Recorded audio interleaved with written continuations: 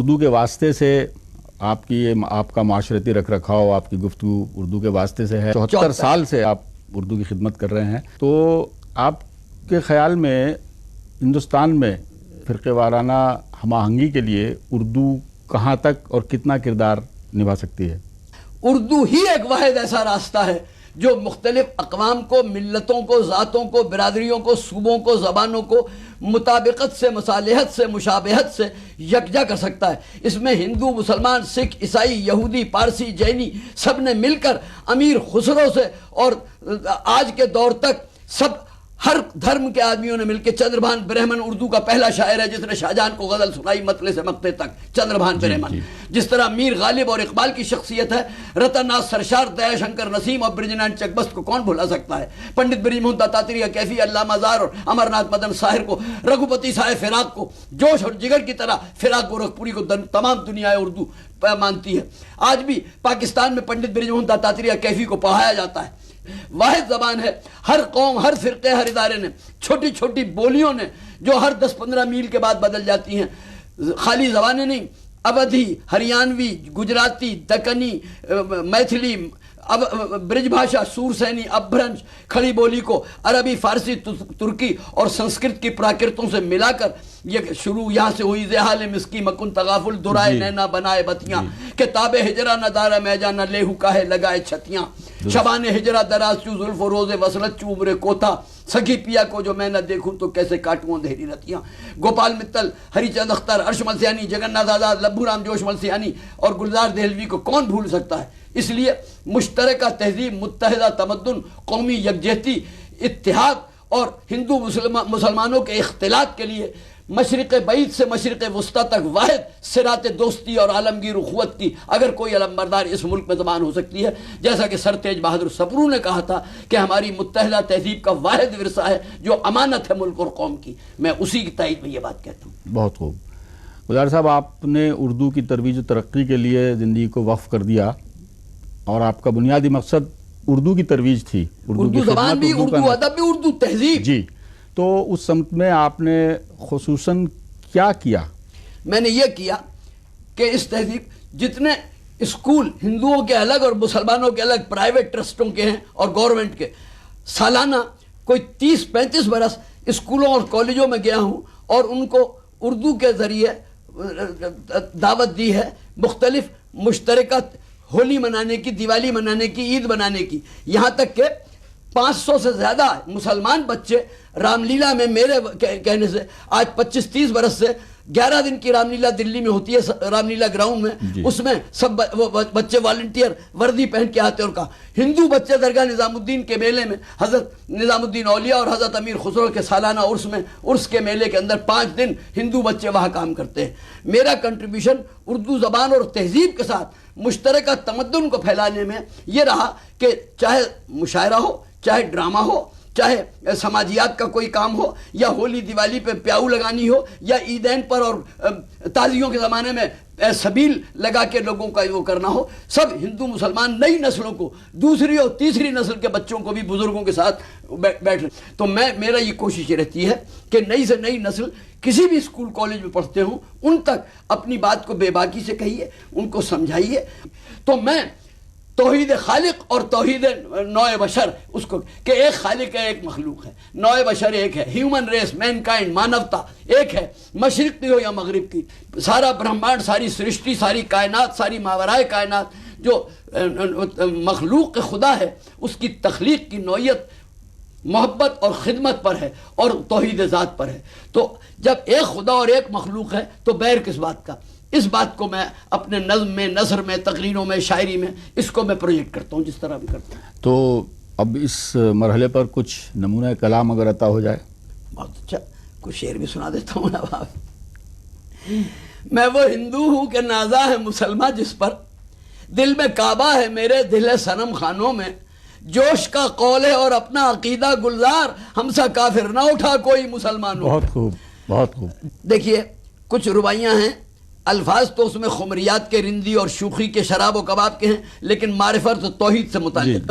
ساقی کی نگاہوں سے جوانی مل جائے، ساقی کی نگاہوں سے جوانی مل جائے، پھرتی ہوئی مستی کی کہانی مل جائے، دیتا ہے تو دے جام ہوسکاروں کو، گلزار ارم سے مجھے پانی مل جائے۔ واہ واہ واہ، دیتا ہے تو دے جام ہوسکاروں کو، گلزار ارم سے مجھے پانی مل جائے۔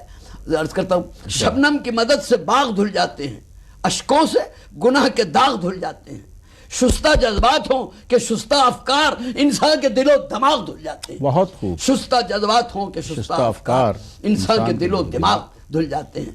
اس کہتا ہوں راز الفت کا کون پہچانے، راز الفت کا کون پہچانے، یہ سمجھتے ہیں صرف دیوانے، یہ سمجھتے ہیں صرف دیوانے، کون سمجھا ہے کون سمجھے گا، شمع گردش میں ہے کہ پروانے، کون سمجھا ہے کون سمجھے گا، شمع گردش میں ہے۔ اب دوسرے رنگ کی سن لیجئے، داغ کے رنگ میں جی ارشاد۔ میدان محبت میں غضب ہیں ہم لوگ، اللہ مسبب ہے سبب ہیں ہم لوگ، از بس کے ہے ہر چیز کا خالق اللہ، اللہ سے انگور طلب ہے ہم لوگ۔ بہت خوب، بہت عرض خوب۔ کرتا ہوں پاکیزہ بزرگوں کی نشانی دے دے، ساقی مجھے انگور کا پانی دے دے، آنے کو جو ہو عمر بزرگی لے لے، لا جام میں کچھ اور جوانی دے۔ بہت خوب۔ لا آخری ربائی سن لیجئے جی ارشاد۔ کہ دو ربائیاں، رسم کوہنا کو توڑ دے ساقی، حور و جنت بھی چھوڑ دے ساقی، اپنی آنکھوں سے میرے ساغر میں زندگانی نچوڑ دے بہت ساقی، خوب، واہ اپنی واہ، آنکھوں سے میرے ساغر واہ، میں واہ۔ زندگانی۔ اس خاندان کی آخری ربائی میں مصروں کا ارتقا دیکھیے، دلدل اور مٹی اور مجاز سے شروع ہو کے حقیقت تک پہنچتے ہیں کہ میں انگور پلا دے ساقی، میں انگور پلا دے ساقی، شعلہ طور پلا دے ساقی، شعلہ طور پلا دے ساقی، حوض کوثر سے حوض کوثر سے منگا کر مجھ کو نور ہی نور پلا دے ساقی۔ بہت نور ہی اچھا، بہت خوب، بہت عمدہ۔ گلزار صاحب، آپ نے 60-70 ممالک کا غالباً سفر کیا ہے۔ ہندوستان کے باہر اردو اور اردو کلچر کا اثر سب سے زیادہ آپ نے کہاں پایا؟ جناب دنیا کی 134 یونیورسٹیوں میں اردو پڑھائی جاتی ہے، ہندوستان پاکستان سے باہر 134 یونیورسٹیوں میں، 70 ملکوں میں سالانہ اردو کے سیمینار، کانفرنسیں اور مشاعرے ہوتے ہیں، عالمی مشاعرے، انڈو پاک مشاعرے۔ میں سعودی عرب گیا ہوں، جدہ اور ریاض میں میرے استقبال ہوئے ہیں، دوحہ قطر میں، بحرین میں، شارجہ میں، دبئی میں، ابو دھابی میں جگہ، اور کینیڈا میں، ڈنمارک میں، روس میں، تمام 23-24 جگہ امریکہ میں اردو والوں نے میرا استقبال کیا، ہندو مسلمانوں نے مل کے، ہندوستانیوں پاکستانیوں نے مل کے۔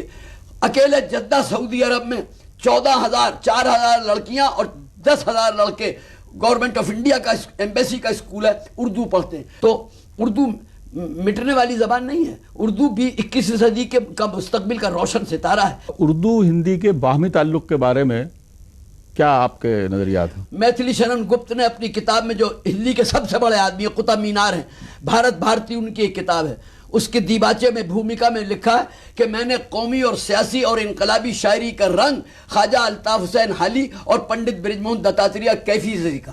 میتھلی شرن گپت یہ بات کہہ رہے ہیں، تو آپ سوچئے دنکر اور بچن نے بار بار یہ بات کہی ہے کہ اردو شاعری سے ہمیں حب الوطنی کا سبق ملا۔ تو ہم لوگوں کا کام ہے تطبیق، مماثلت، دلوں کو جوڑنا، تو برائے وصل کردہ نامدی نہ برائے فصل کردہ نامدی۔ یہ تو ہم اور آج کی بات کر رہے ہیں، میں 1905 کی بات نواب مرزا داغ کی، 1905 میں انتقال ہو گیا، اس سے پہلے انہوں نے جو زبان بنائی اگر وہ ہم اپنا لیں تو اب کوئی ترجمہ کر کے بتا دے، کوئی اس میں کوئی عربی فارسی بتا، لکھ کر زمین پہ نام ہمارا مٹا دیا، نواب مرزا داغ کہہ رہے ہیں، لکھ کر زمین پہ نام ہمارا مٹا دیا، ان کا تو کھیل خاک میں ہم کو ملا دیا۔